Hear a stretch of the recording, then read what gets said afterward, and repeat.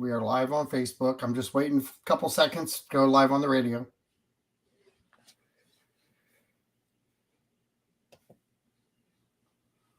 You're listening to WKDW Radio 97.5 and KDWRadio.com, broadcasting from the Bishop West Real Estate Mobile Tower right here in overcast and rainy Northport, Florida, and Port Charlotte. And I've got some very special friends in the house today. By the way, I just had a CT done down at American Imaging. And I got to tell you, if you're looking for a great place to go to really be treated like family, these guys remembered me from 3 years ago, took great care of me, got me in on my scheduled time frame, got me taken care of, and then the exit was absolutely fantastic. But I didn't get a chance to see Doc while I was there, but he was out doing his thing. But I've got Dr. Ballard in the house. How you doing, buddy? John, I'm doing great. How are you? Glad to be with you. Thank you for having us. We're very honored. Well, who is that very, very special lady sitting next to you? My name is Tanya, and I'm the marketing manager, and also I do medical records as well. So I'm gonna start this off because there's some beauty in what we're gonna end up talking about towards the end of the show, but we've got a very important month coming up next month, don't we? Yes, we do. Next month, beginning in October, it's Breast Awareness Month. And really, the reason that you tend to get a little bit more hyped about that month is you've got one heck of a women's facility down there, don't you? Yes, it's called the Ballard Women's Health Center or Health Clinic, Health and Wellness Center here at American Imaging. And I am the fellowship breast imager here, radiologist. What's the importance behind having that as part of your organization? Well, I must say, one, it is required. So all radiology imaging centers, they must have a women's imaging center apart with their imaging modalities like CT, MRI, X-ray, and ultrasound. The federal government has required all imaging centers, outpatient imaging centers, as well as hospital-based systems as well, imaging centers, to have a women's center or offer women's imaging like mammogram as part of a community service. I did not know that. That's fascinating. But what separates you from other organizations? Well, one, passion, love, and desire. One, it's also, second thing, it's also physician owned. And so unlike a lot of other outpatient or hospital-based imaging facilities, they are more so corporate owned. But this one has American Imaging is rooted and grounded in the old standard of physician-centered, physician-owned practice and care. It's a model that has long gone now, but my desire has been to bring it back to this community. And that's one of the things that kind of sets us apart, that it can be physician oriented and that one-to-one personal care, feeling as well, because breast imaging is a very personal thing. And so we want to make sure that we keep that personal feeling and privacy and respect there as well. And that's something that can often be missed in the more of the corporate controlled, corporate owned imaging facilities. We're proud to be able to offer that at American Imaging. And really, to come down to your facility and get a CT done, like I recently did, explain now the technology that's different than maybe 5-10 years ago with CT and MRI and even mammogram. I'm sure that the technology has changed dramatically and really made patients' outcomes much better as far as film imaging and everything else goes. Can you talk a little bit about the types of machines you have? Well, absolutely. Well, we have our MRI machine is a new machine as well. It has a very large bore, so we're able to accommodate a larger patient body habitus, which is something that's very important. As we know, the size of Americans have increased over time. So in order to accommodate that, we need to have a larger bore. This is speaking of our MRI and our CT machines as well.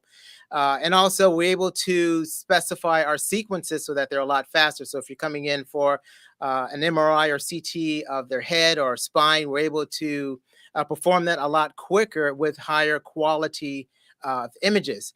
And the unique thing about our imaging as well today, which is new, is that recent standards about providing these images to other imaging centers a lot easier through it's called DICOM, but it's basically transfer of images in a digital format, so it can be readily available to other imaging centers or hospitals more readily, so that we're not repeating and duplicating a lot of studies. And then at the same time, we're able to do these imaging studies and be able to pull from other facilities to be able to compare to make sure that we give a most updated, accurate, and informed read for those that are providing for these patients. So you talked about the bore size per patient.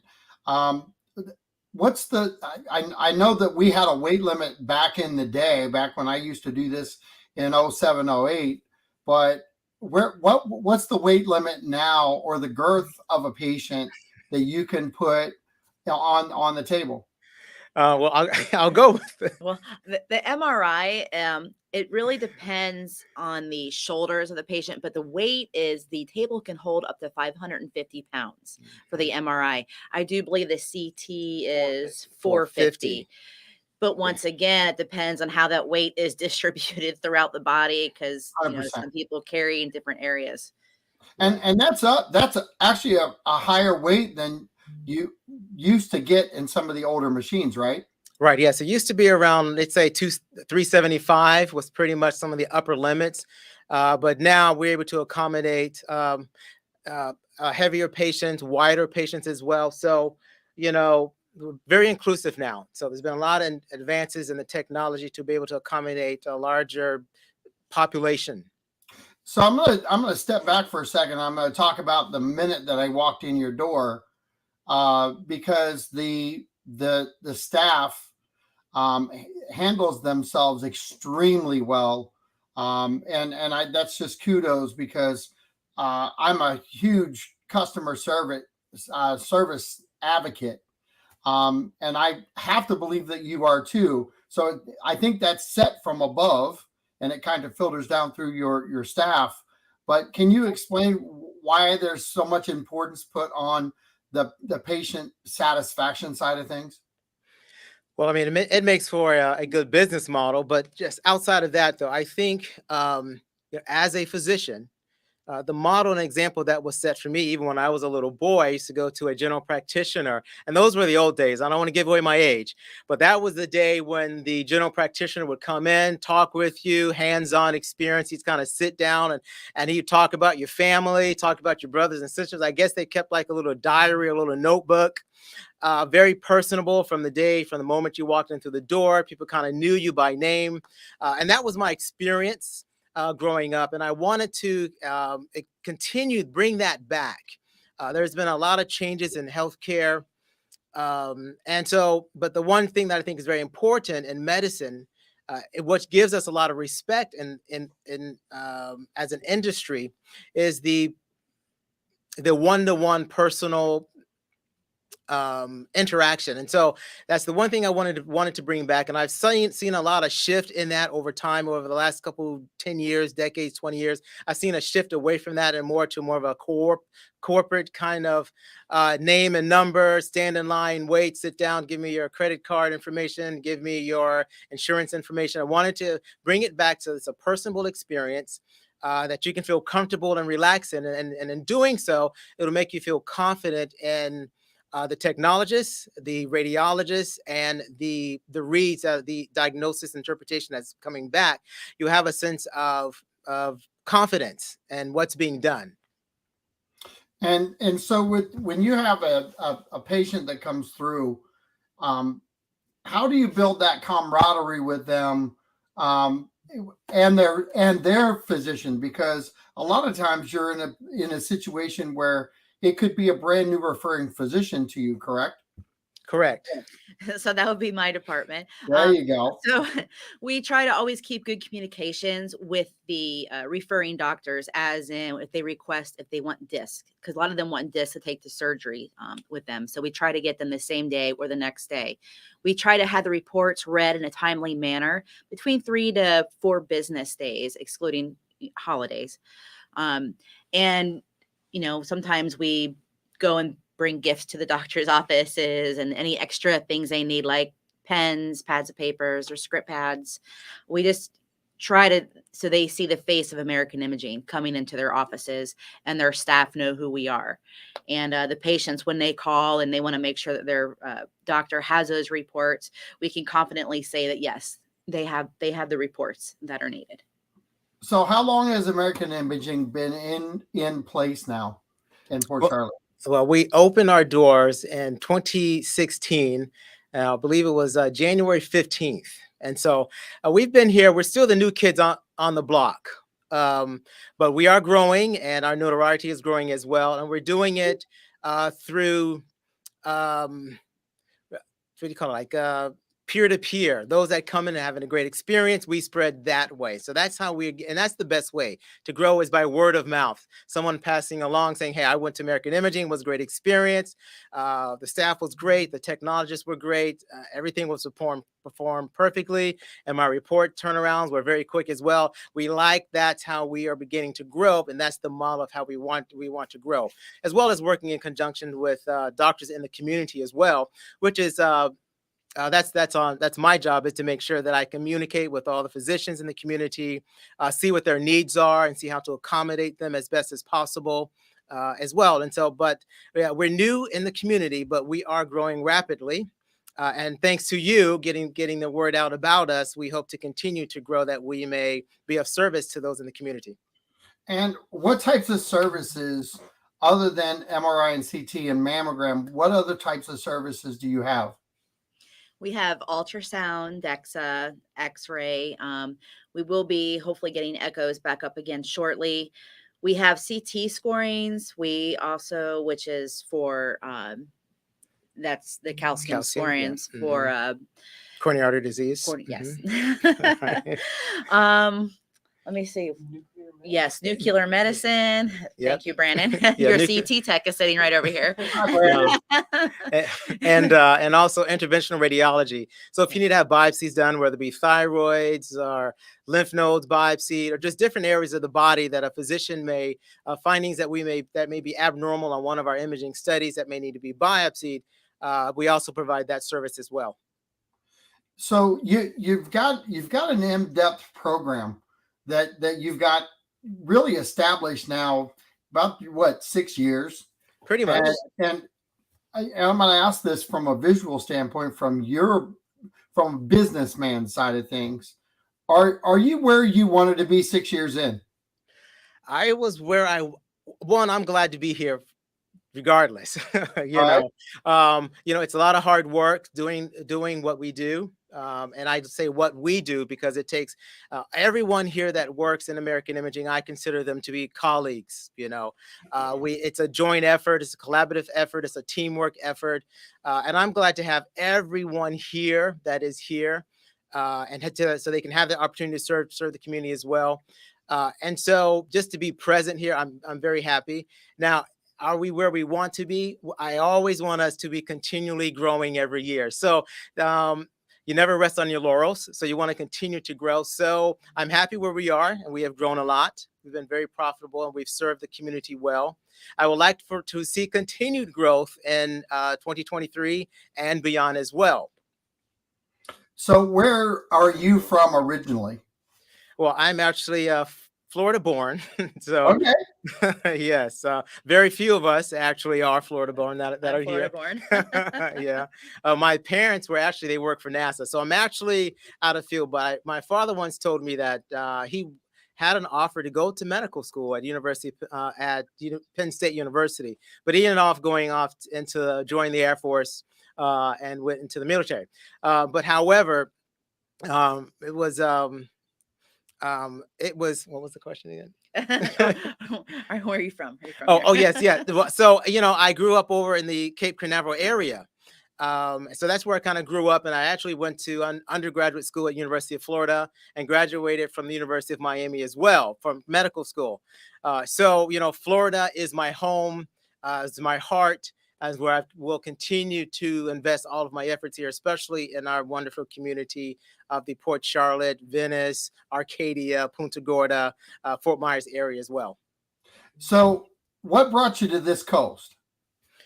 Well, I always wanted, when I went to medical residency for radiology, I went to New York City, right? And so New York City is its own beast. And it taught me a lot. It definitely gave me a lot of grit, a lot of confidence, and a lot of fight, right? And that's what is definitely needed to exist in this market today with a changing climate, both financially, the laws and things are always changing and stuff like that, changing insurance and reimbursement rates, things like that. So you have to have a fight in you to kind of keep your service going.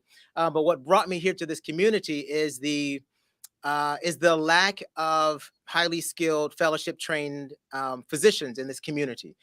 So in the Port Charlotte metro area, it's a lot of underserved individuals here. It's an underserved community. A lot of Medicaid, Medicare individuals are here in this area, and it's actually kind of noted by the government as being such. And so I wanted to be of service to as many people as possible. And I felt that I can do that in this community right here. And so that's what brought me back. I originally left the area and went to Miami, University of Miami, to take over their women's department there. And then I later decided that I could better serve my community or better serve Florida and Floridians by coming back to the Port Charlotte area. And that's what I did. And I set up American Imaging. And so I just put up the location, but go ahead and give your location out and contact information. It's 23081 Harbor View Road, Port Charlotte, Florida, 33980. And our phone number is 941-235-8762. And, it's easy to get in and out. You're just off of Kings Highway there. And what I found is that rolling into the parking lot and coming out with the light, you're not in harm's way there. So you're easy in, easy out.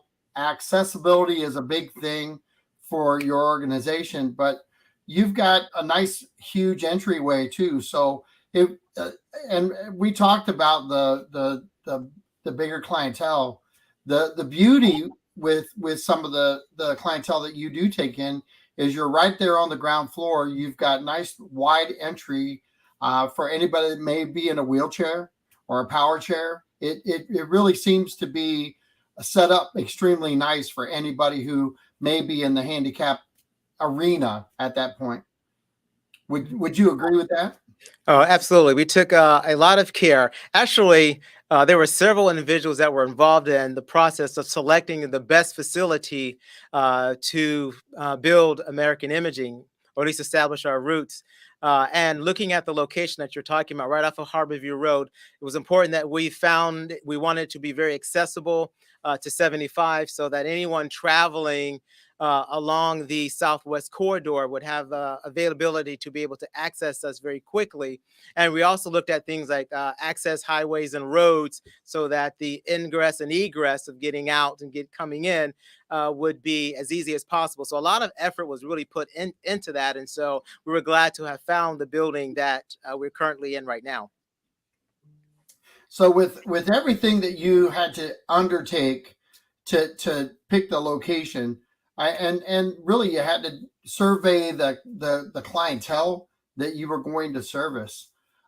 There are other imaging centers out there, and I have been to several, but I will give you kudos because as far as being able to walk in the door and feel like you're in first off, a safe, sound, and secure place, that's huge.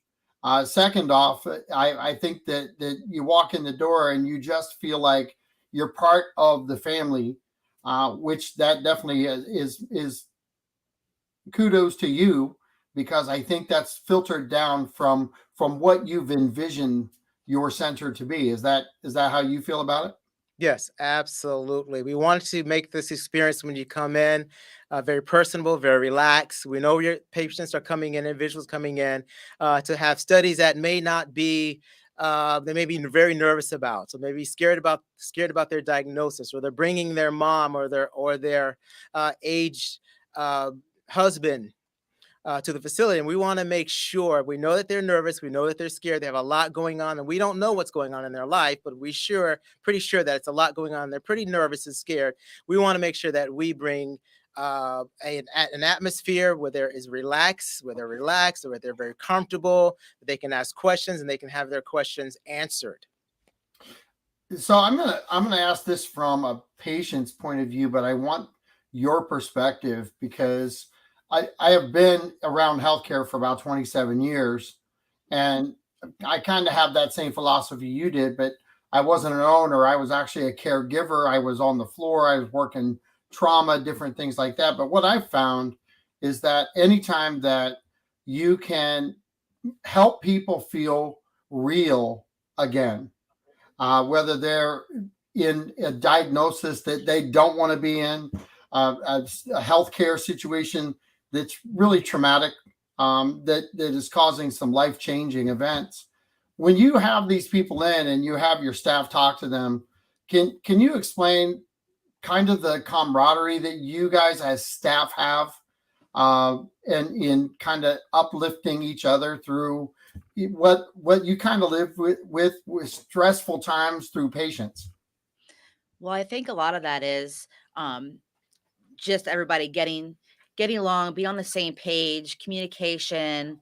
If we need something done, like for instance, we have Brandon in CT, and he's always willing to help out in other areas that are needed. And same thing with the schedulers. If I'm out, they're very good about helping in my area, taking over, asking for other medical facilities, CDs and records. And it's just everybody's helping everybody and picking up what needs to be done. And I think all that just comes together, and then it flows out with the patients as in feeling comfortable and relaxed. And they see, us working together. And I think that helps a lot with making them feel comfortable. Doc, you got anything to add? Well, uh, I'm amazed at our staff because we all work together very close. The offices are very close together. We're right next to each other, so I can hear both the staff that's on answering the phones, and I can hear my vice president of operations next door to me. And frequently there's communication between the staff that's at the front desk. And there's a lot of stress going on. Patients are calling, trying to get scheduled. There are conflicts with other doctors' appointments. And, patients can be under a lot of stress, and they can be quite tough. And I hear it. And so, sometimes the staff will come and say, "Did you hear that?" I said, "Yeah, that patient was pretty upset, trying to get scheduled. We don't have the hours that they want, the appointment time that's available is best for them." But I've seen ours, and they'll come and they'll talk to me and they'll say, "I don't think I handled that the best way." And I says, "Well, you did the best you could." And I may give a few pointers. All right, next time, try saying this, try doing that. So that's why I said I consider all of us that work together. We are colleagues, and we hear what's going on. If there's a challenge, if there's a problem, we're ready to pitch in, give advice, consultations, a better way to do something as well, how to make something better, make the process better. But it's stressful, and so we give a lot of grace to patients that are calling to schedule, and even when they arrive, we give grace to them for the burden that they are carrying right now, and we also give grace to each other as we are helping these individuals, that sometimes we encourage them, hang in there, be strong, be patient, continue to be patient, our goals, what our plan is here. And I'm very proud and pleased how well they work together to encourage each other, support each other, and things like that, buying food and things like that. So we try to offer opportunities every time we have to bring food and to have camaraderie, to help encouraging others, so that we don't lose what our motto is, which is preserving health and life. That's our goal, preserving health and life. We want to be able to continue to do that in a positive manner. So I'm gonna slide into some of the women's care that you have now, because we want to really hit this hard next month. But I want to set this up for people who are listening today so they can share. Next month is breast cancer awareness, and you have a facility there designed around women. Can you elaborate on that particular unit itself? Right. Yes. The Women's Center is called the Ballard Health and Wellness Center. And there we offer services that, in general, that deal with women's issues. So if you have, whether it be pelvic, OB, so you may have some pelvic complaints, you may be OB related, so you can come there and have, obstetric exams done, ultrasounds done for fetal dating, or if there are any complications, we diagnose those as well. We also offer bone density studies as well. That's for to check the density of bones. And then, of course, most commonly, the large volume of patients that we see are women that come there to have their mammograms done.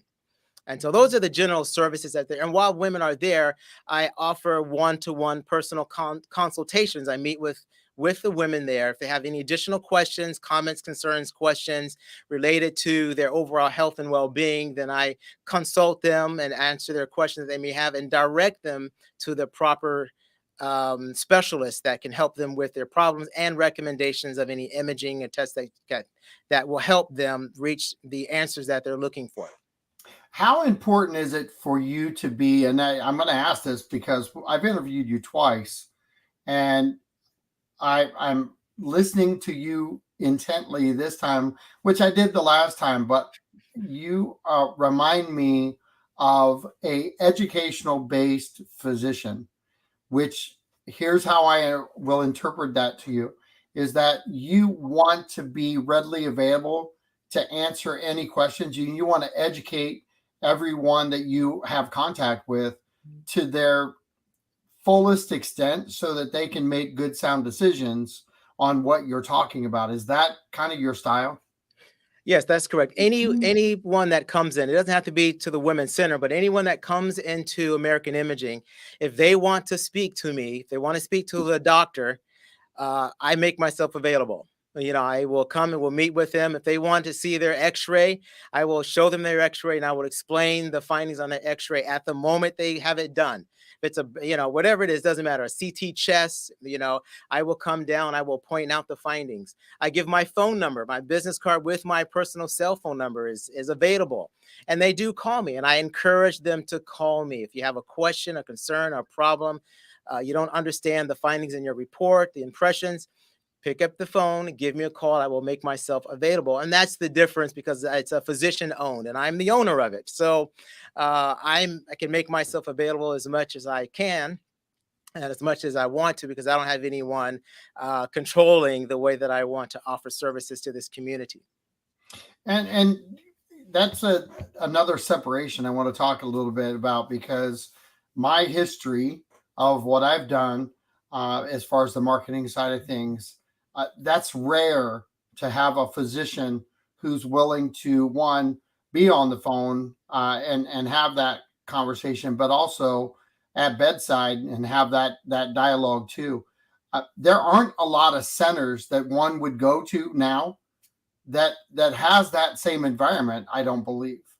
Go ahead, Doc. No, yes, you're absolutely right. And that's one of the things that for those individuals, or especially women who come to the Women's Center, that's the reason why they come. Because if you come with a complaint, breast complaint or some kind of abnormality, I come down and I speak with every patient and I explain to them what we found, what the recommendations are, and then I let them know I will communicate that with the patient as well. If there's something else that their referring clinician, they didn't get the opportunity to discuss, I give them that opportunity to say, well, what else is going on? Is there anything else before you leave today that you would like to share, or you'd like for me to evaluate or discuss with you? I can discuss that with you, and I will add that into the report with any recommendations. Because sometimes patients don't get the opportunity with their referring clinician to discuss all of the different things that are going on. And I take that opportunity to come down and to speak with each patient to make sure when they leave, I've made sure I've done my due diligence to make sure that their whole well-being has been addressed.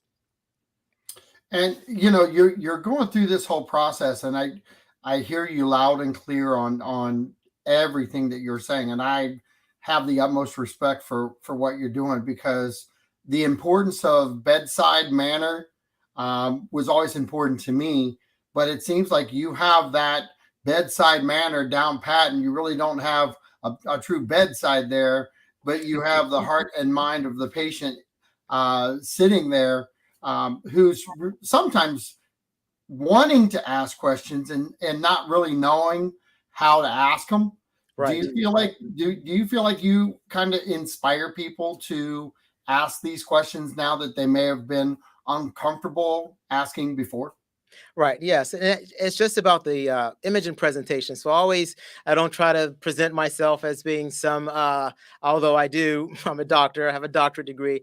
I try to put myself at the level of everyone else, not above them, but at their level, to be relaxed. It's all about your posture, how you position yourself, that makes the patient feel comfortable being able to open up, and they see that I'm willing to spend the time and I really care. I'm not just waiting, looking at my watch or tapping my pen or turning around, typing in the computer. Actually, will stop, sit down, get at their level and say, hey, what's going on? What can we do? And that's because one, because it's my faith as well. My Christian faith teaches me to love one another. But also, I haven't gone through the traditional pathway. When I was in high school, I became a phlebotomist, and I did the CNA, which is Certified Nursing Assistant. And then I went on to get a nursing degree. Then I went on to be a PA. And then from PA, I went on to medical school. So, my path has taught me a lot about the different levels and experiences that occur within the process of. And I was a patient transport when I was an undergrad at University of Florida. I transported patients around the hospital from different floors. I pick them up from maybe a cardiac procedure and take them back to their bedroom, or take them from their floor to the x-ray, stuff like that. And throughout that process, it gave me a respect for different individuals, for their different roles and things like that. And so it's made me very comfortable with patients at any level that I find them. And I just kind of carried that on with me as a physician. So what I find in listening to you and your background is that that bedside manner is developed, and the patient respect is developed from a lot of changing of your career, from start to finish. Maybe not even finished yet, but you have adapted through a lot of changes. And you've not just, and I listened to you on the patient side of it, but I wondered where the word colleague kept coming in. I treat everybody in my business like colleagues, and now I understand why. Is because your background of ever developing and ever changing has given you that respect at every level that you can give back to your colleagues in your business. And that has to really help you maintain a nice, steady level of the same staff. Correct. I would think. I wouldn't think that you would have quite the turnover if you were a different person, in this industry. Go ahead. I know I can knock on his door, and I know I'm not going to get yelled at for coming in to ask any questions or to talk to him about things. So that's really refreshing, because you're always, oh, I'm going to bother him, or you don't want to upset the boss. Well, I don't consider myself the boss. I tell him I tell him, I'm not the boss. You guys are the boss. You guys run things. I have an open door policy. My door is always open. You don't have to knock. Just come right on in. If there's a question, you need me to address something or some insight into something, I'm willing to offer that. But I tell them I'm not the boss. You guys are the boss. I tell them I work for you guys. Tell me what you want me to do, how things need to be changed, or we like things changed, things like that. That's how I kind of look at it. So I would assume that you already know that there can be stressful moments in a day, but the more that you can keep things level, you don't have those severe spikes of anxiety within the office, right? Correct. And what does that say back to people who may visit American Imaging for the first time or multiple times, what does that represent to your clients? Well, I mean, I think that they may not know how that atmosphere is developed, but they know when they come in, they know that everyone is calm and relaxed and talking to each other. And there is a efficient way that things are being done. Everything flows quite well. They may not know it, but that's the result of all of us working together in concert to produce a perfect experience for everyone when they come in, from the minute they walk in the door to when the report goes back to their referring clinician. So I'm gonna go into a little bit of the women's health clinic like I was doing before, but I've got a real specific question for you, and then we'll go down that path. Why is it important for women to pay attention to their breasts? Uh, well, in order to answer that question, I may have to throw out some statistics, but breast Go for cancer, it. except for skin cancer, is the most commonly diagnosed cancer in American women. And the most people know this statistics that 1 in 8 women are diagnosed with breast cancer. But I always like to quote the actual numbers because it makes it more real. You can say that in just alone in 2022, about 338,500 new diagnoses of breast cancer will occur in this year alone. And if you put that in another statistics, that's about 1 every 2 minutes. And so when you put it in numbers like that, it makes women be a little bit more concerned or conscious about, you know what, I need to make sure that I am proactive in the detection of breast cancer, right? And so, I mean, men get it as well, but although there may be about 338,500 women in 2022 that may be diagnosed with breast cancer, about 43,500 will actually die, and those are real numbers. And so I want to say that because a lot of women kind of neglect themselves, right? Especially when it comes to, because they care for their children, they care for their husband, they care for others, their parents. And so they're more likely to neglect themselves. I see that a lot when I sit down and talk with them. When we get to that point of their being diagnosed, they kind of confide in me, well, I've been so busy. I skipped my mammograms, taking care of my children, hustling with work, and, husband has been sick, or, parents have been sick, grandparents, things like that. But I'm saying these real numbers, that 43,500 women in just 2022 alone will die from breast cancer. Not to, I mean, not to scare them, but to let them know that it is real. It's very serious about proper health care awareness and screening. And so to encourage women to go ahead and be proactive in the screening process so that we can save more lives. Right. And that's the goal, is to save more lives. And that's what Breast Cancer Awareness Month is all about.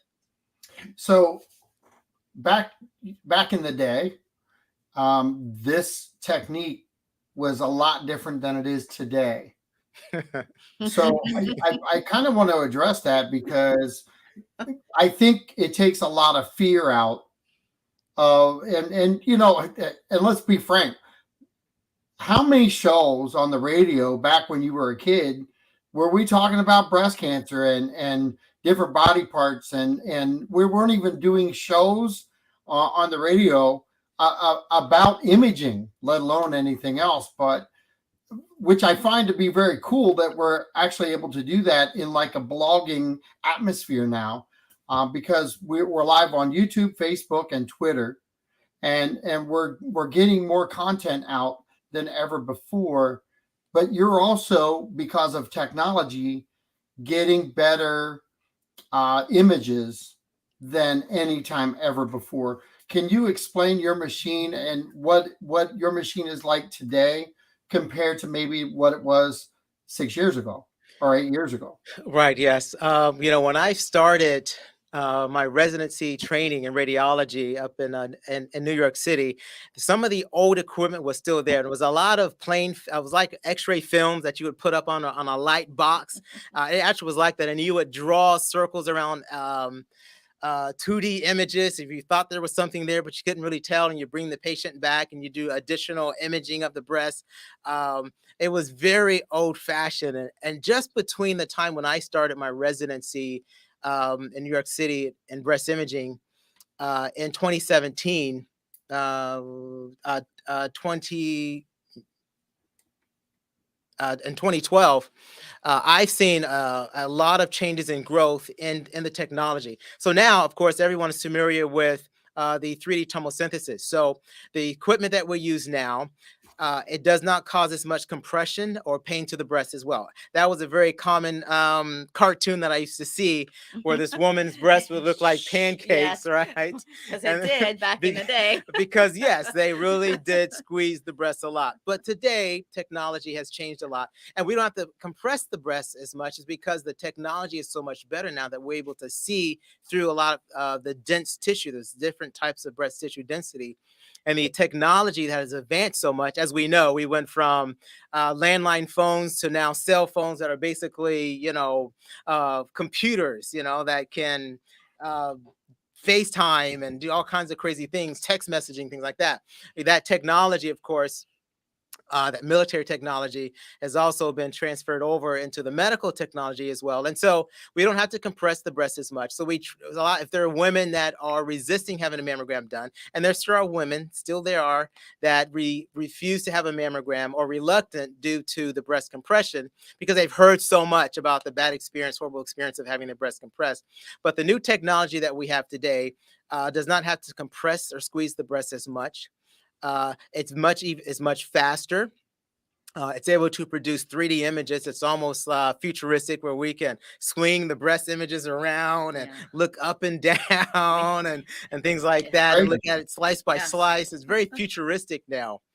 It's only about 5 minutes really that you're in there to get it done. Yes, it's really not long. Right. It's about 5 minutes. And because of that, there are actually 3.8 million breast cancer survivors in the U.S. currently. And that's because of the technology and women going ahead, starting at age 40, beginning to get their screening mammogram so that we can detect it a lot earlier. So the equipment that we use is able to detect breast cancer that's just a few millimeters in size, whereas before, when I first started looking at plain film imaging or 2D images of mammograms, they would be almost a centimeter in size before we actually would detect them. But now we get them as millimeters in size, and then with minimal surgical intervention, we were able to then move women on to the rest of their lives without having to worry about the fear of breast cancer. So let's go back to the squeezing part for a second, because I think what's important for people to understand is that side of it has changed dramatically. And I want you to tell me what the squeeze would be like today, because I hear you talking, not as much. So let's take the fear out of not as much by giving an example of what that is. And I have a feeling there's somebody sitting there. Yes. I had one years and years ago, and it did hurt. It was like a pancake. So this, I would have to, they do have to take your breast and put it up on the paddle, but they're not so much manipulating your breast. It's the paddle that is moving, and it's pressing, and it's not, you feel the pressure, but it's not anything that you're like, oh my gosh, this hurts so much. No, it's not a pinching. I'm trying to think of what I can use to describe it. It's not comfortable, but it's not uncomfortable. It's like I said, the machine just moves. It moves for you. It's more or less them getting your breast properly situated on the board where the paddle is. That to me would be more uncomfortable than the paddle itself. Okay. If that makes that does make sense. And I'm kind of going to throw a number out at you, because you had an old school style, and if you were to rate an old school style between a 1 and a 10 on that would have been an 8. That would have been an 8. Yeah, So it would.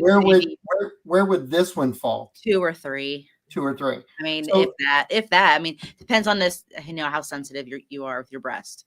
sure. But Doc, is there anything you'd like to add?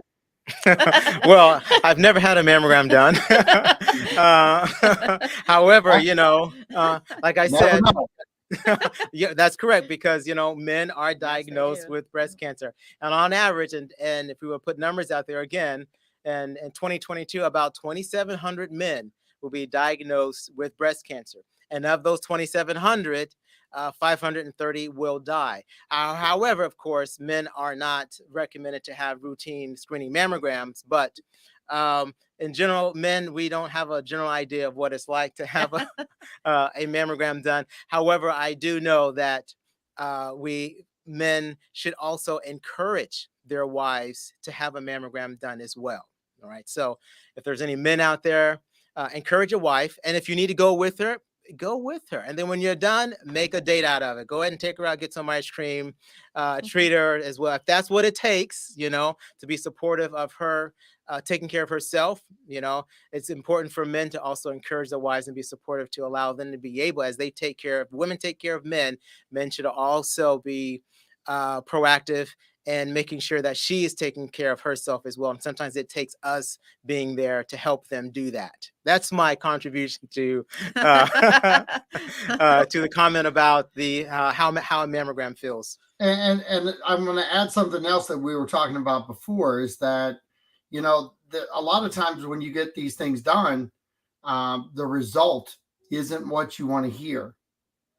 You may have questions, and because you're the doctor at the facility, how many times have you had to come in and answer questions both from the female and the husband who's supporting the female through? How many times have you consulted that situation?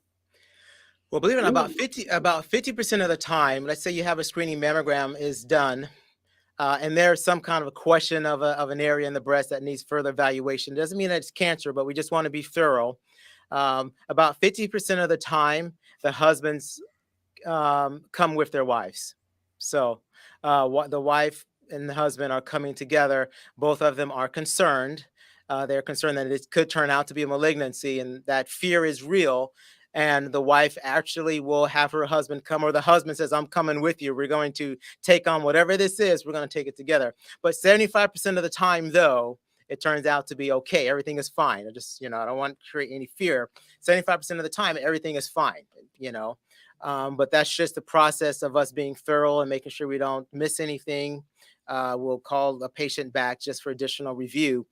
But it is not uncommon. It's about 50% of the time, though, the husband is there. So I'm actually talking to both the husband and I'm talking to the wife. So the husband is asking just as much questions as the wife is, because they're both are concerned. And I make sure that I'm there and I tell them, come on, you can come in there. You can sit with your wife. We'll sit down. We'll ask me any questions you want.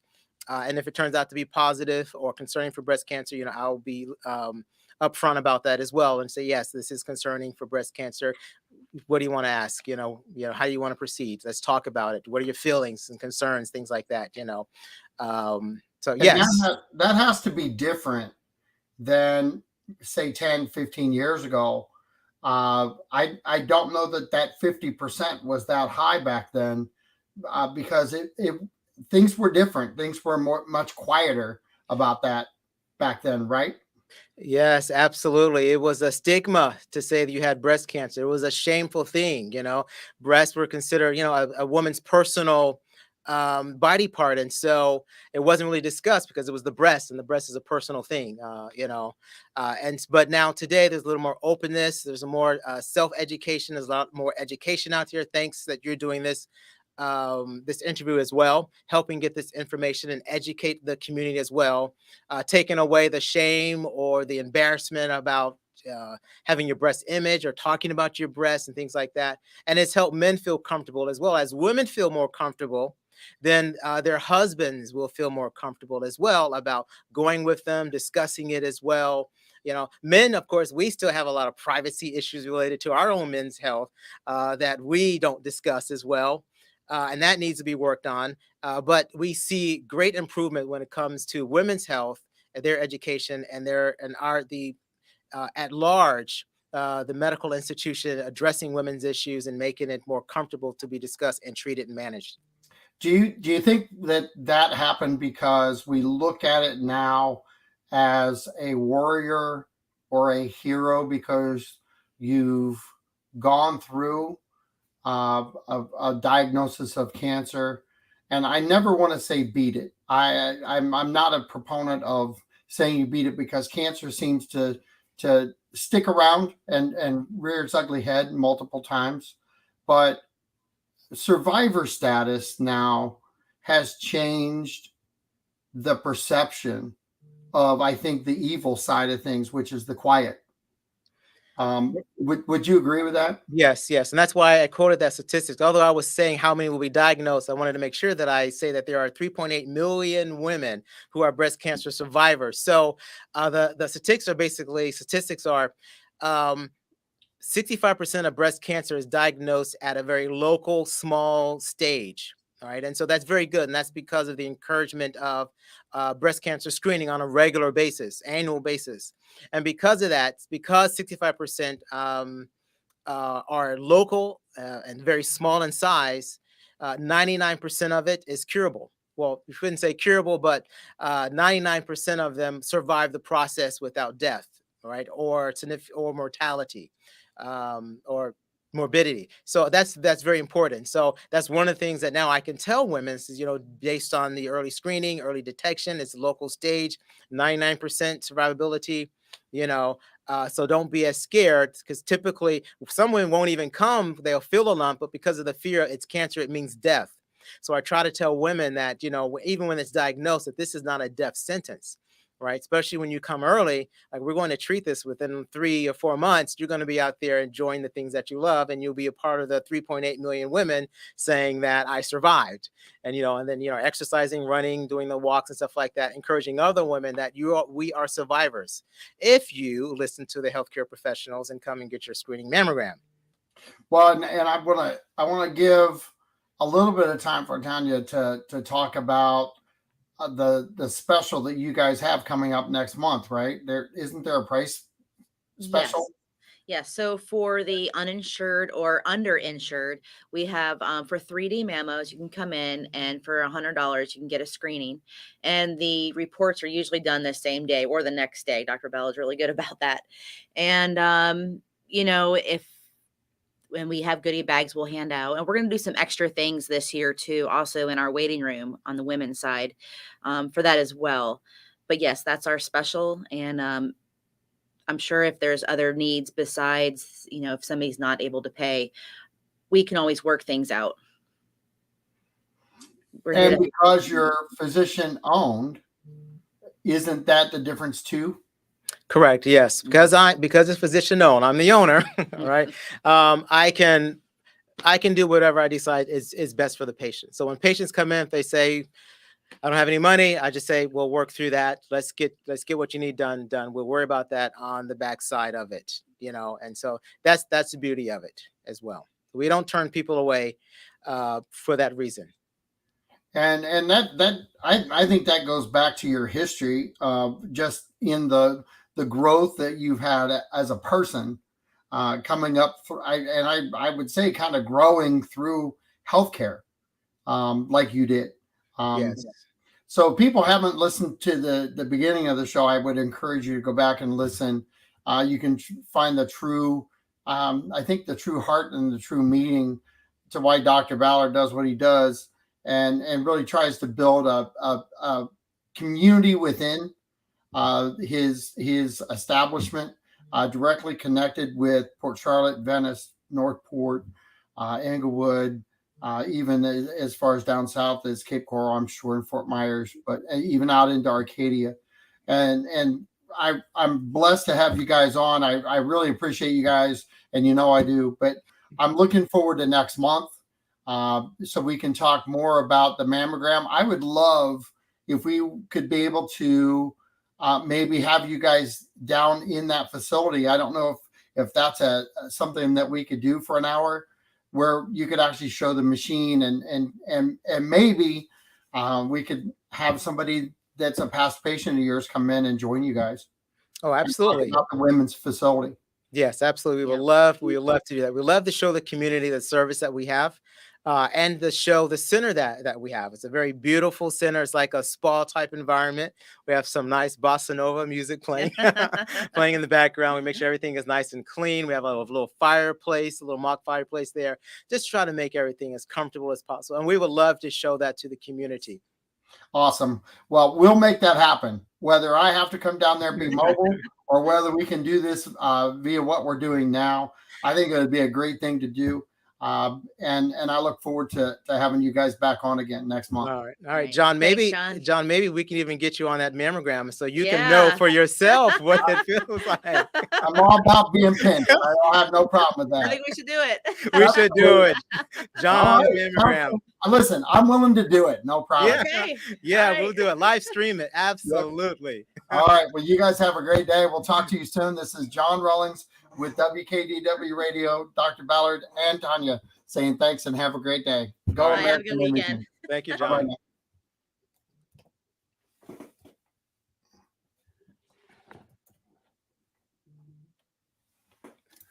Turn the camera off. I don't know. Okay, that's it. Stop.